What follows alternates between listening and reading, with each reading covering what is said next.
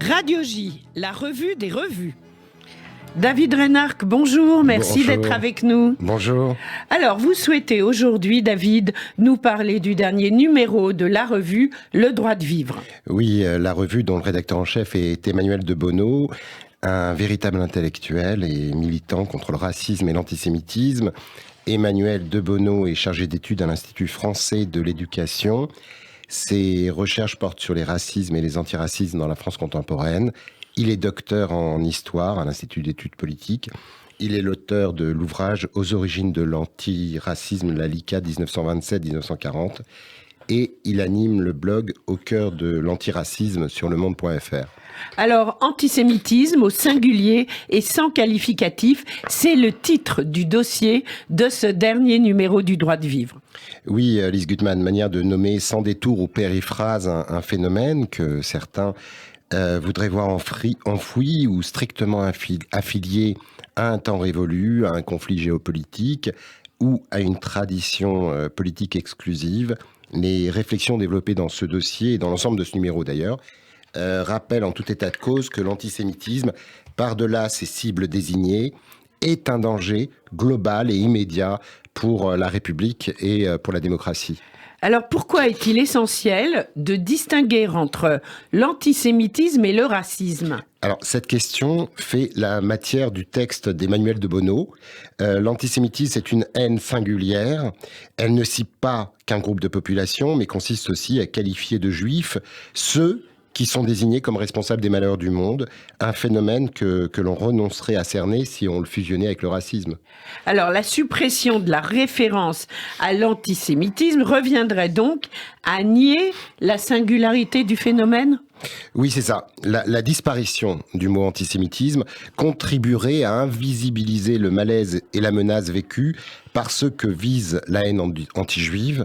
En d'autres termes, nous alerte Emmanuel de Bono dans ce numéro, la fusion de l'antisémitisme dans la catégorie racisme est de nature à compromettre l'analyse, à entraîner le désarmement moral et intellectuel face à un phénomène qui, dans sa complexité, n'en finit pas de recycler, si vous voulez, des préjugés qui sont enracinés dans des siècles de représentation. Alors, dans la revue, Pierre-André Taguieff propose de parler de judéomisie, J-U-D-E-O-M-I-S-I-E. Je précise, c'était la première fois que je rencontrais ce mot, plutôt que d'antisémitisme. Donc, judéomisie, antisémitisme, pourquoi ? Oui, alors c'est un terme qu'on n'a pas l'habitude en effet encore d'entendre, parce que Pierre-André Taguieff en fait cherche un terme susceptible de remplacer le mot antisémite, qui lui, ce mot dérive, si vous voulez, de la raciologie européenne des années 1870-1900, qui était fondée sur le couple arien-sémite. Or, aujourd'hui, ce n'est plus au nom de la défense aryenne que les juifs sont aujourd'hui rejetés. Plutôt que d'antisémitisme, il faudrait mieux, selon Taguieff, parler de judéomisie, qui vient de misos, haine, car outre que l'opposition entre sémites et ariens n'est plus de saison, la haine prévaut sur la peur. Judéophobie vient de phobos, peur. L'histoire des projets de judéocide n'est pas terminée. Et tout ceci a été finement saisi par Amos Oz, notamment au milieu déjà des années 2000. Oui, c'est cette phrase, vous savez, d'Amos Oz qui écrivait en 1930 « Mon père lisait sur les murs de Pologne les Juifs en Palestine ». Aujourd'hui, on entend les Juifs hors de Palestine. Alors, est-il possible un jour d'en finir avec l'antisémitisme ? Alors, c'est assez abyssal. La question est posée à Pierre-André Taguieff dans un entretien du droit de vivre rondement mené. Pour lui, pour Taguieff, ce projet de créer un monde sans antisémitisme pourrait bien signifier secrètement, au moins pour certains, celui de faire advenir un monde sans présence juive. On n'imagine pas en effet un peuple historique comme le peuple juif qui n'aurait pas d'ennemis. Il faut supporter avoir des ennemis et en même temps être décidé à les combattre. C'est, si vous voulez, le prix à payer pour continuer à exister en tant que peuple juif. Alors l'antisémitisme ne meurt pas, toujours dans le droit de vivre, il se transforme en s'adaptant aux croyances en cours. Oui, par exemple, prenez Lise, l'antisionisme. Oui. Les antisionistes voudraient faire croire qu'ils défendent les Palestiniens contre la politique israélienne. En réalité, il conteste aux seuls juifs leur droit à l'autodétermination, leur déniant à eux seuls l'accès pourtant à un droit universel. Alors la rhétorique antisioniste se justifie par le rejet de l'État-nation en général. Oui, certes, mais la cohérence intellectuelle exigerait que ces schémas argumentatifs s'appliquent de manière indifférenciée. D'ailleurs, c'est ce que nous dit Raphaël Amselem, analyste en politique publique dans ce numéro. Pourtant, c'est aux seuls juifs que la gauche radicale dénie la possibilité de se constituer en État-nation. C'est-à-dire que de la Birmanie à l'Algérie, en passant par le Venezuela, cette gauche-là n'a jamais remis en cause les élans nationalistes qui se sont constitués. Elie Bernavi parle dans la revue d'un antisionisme éradicateur. Pouvez-vous nous expliquer ce que cela signifie ? Oui. Et il s'agit, Lise, de l'hostilité définitive, sans nuance ni rémission, à l'égard de l'État d'Israël.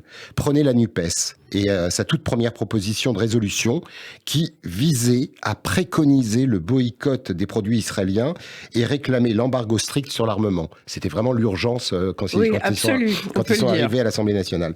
Cela fait froid dans le dos parce que le procès qu'instruisent ces députés dépeint l'État juif comme canon du mal absolu. Qu'importe qu'il y ait des colombes, des faucons, tous les Israéliens sont embarqués dans la soupe indistincte du sionisme, jugés une fois pour toutes illégitimes. Et les mêmes ont les yeux de chimène pour la dictature iranienne, le Venezuela et la Russie de Poutine. À cela s'ajoute aussi l'antisémitisme dans le monde musulman, n'est-ce pas ? Le fait que cet antisémitisme soit encore minimisé, qu'il soit encore excusé, contribue au fait que peu de musulmans ont l'occasion de se remettre en question. Toutes les enquêtes, pourtant, nous montre la revue, démontrent que les positions antisémites ne sont pas corrélées à la situation économique ou à des perceptions de discrimination. Ce n'est pas vrai de dire qu'on est antisémite dans le monde arabo-musulman parce qu'on est discriminé. Non, les chiffres témoignent, nous montre Gunther Gickeli, sociologue et historien qui est professeur aussi associé à l'université de l'Indiana, que la judéophobie est aujourd'hui beaucoup plus répandu parmi les musulmans que parmi les non-musulmans, quel que soit le niveau d'éducation. Alors, n'est-on pas sorti d'une longue période de déni avec le discours d'Emmanuel Macron au Veldiv en 2017 ? Oui, vous avez raison, Lise, mais Emmanuel Macron avait appelé à faire toute la clarté, d'ailleurs, sur le meurtre de Sarah Halimi. Malgré la volonté de l'exécutif, la juge d'instruction, montrée des pudeurs de gazelle, a ordonné la tenue d'un procès. Et cette affaire Sarah Halimi symptomatise la difficulté à reconnaître l'antisémitisme arabo-musulman, dit d'ailleurs Noémie Alioua dans la revue, par crainte de stigmatiser les musulmans. Pour Noémie Alioua, qui a enquêté sur l'évolution à Sarcelles, on est passé de l'utopie diversitaire au cauchemar séparatiste. Alors, dans l'entretien qu'elle accorde à la revue, elle parle aussi d'une épuration ethnique des Juifs des quartiers populaires. Ce n'est pas un peu fort ? Écoutez, de fait, certaines communautés de banlieue disparaissent, les synagogues se vident. C'est vrai. Force est de constater que face à l'antisémitisme musulman, on assiste à une hémorragie juive. Et l'analogie qui est faite constamment avec les années 30 nous égare. Les Juifs sont aujourd'hui abandonnés car le criminel n'a pas le profil idéal. La haine des Juifs à l'extrême droite n'a pas disparu pour autant. Alors là, vous avez tout à fait raison. Si l'antisémitisme a cessé d'être la passion première des mouvances d'ultra-droite, d'ailleurs montre Jean-Yves Camus dans la revue, et si l'islam et les musulmans ainsi que l'État et ses représentants sont désormais la cible principale, la détestation des Juifs n'est jamais très loin. On pense, par exemple, à ce néo-nazi de Limoges qui préparait en 2002 un acte terroriste contre la communauté juive, mais tout autant, on pense aussi aux croyances anti-juives dans l'opinion des adhérents et sympathisants du Rassemblement national, nettement supérieures dans tous les sondages à celles de l'ensemble des personnes interrogées. Alors on aurait pu croire qu'après Auschwitz, le discours antisémite aurait été vaincu, ce qui n'est pas le cas. Oui, parce que a surgi dans l'espace public pour l'abriter un autre discours que le discours nazi. Quelles sont les forces, David Reinhardt, de notre époque qui ont confectionné ce discours ?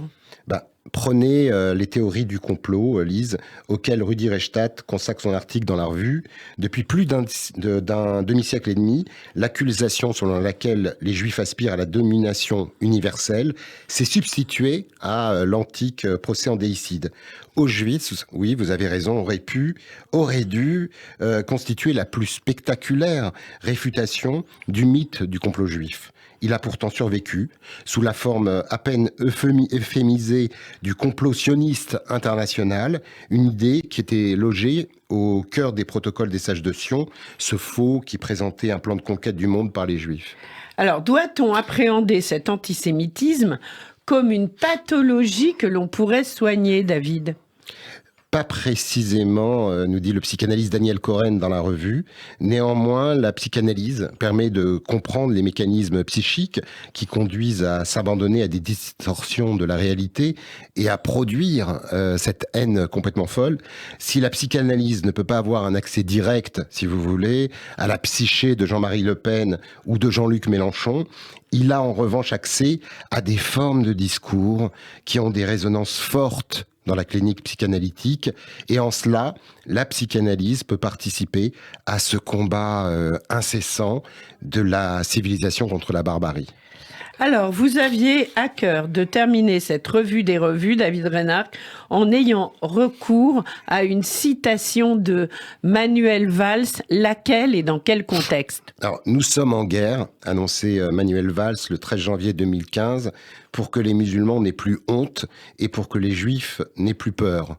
Moyennant quoi, 7 ans plus tard, nous disait, ironisait la philosophe et historienne Alexandra Lavastine, auteur du journal de Ponary, c'est que les juifs ont de plus en plus peur et les musulmans éclairés ont de plus en plus honte.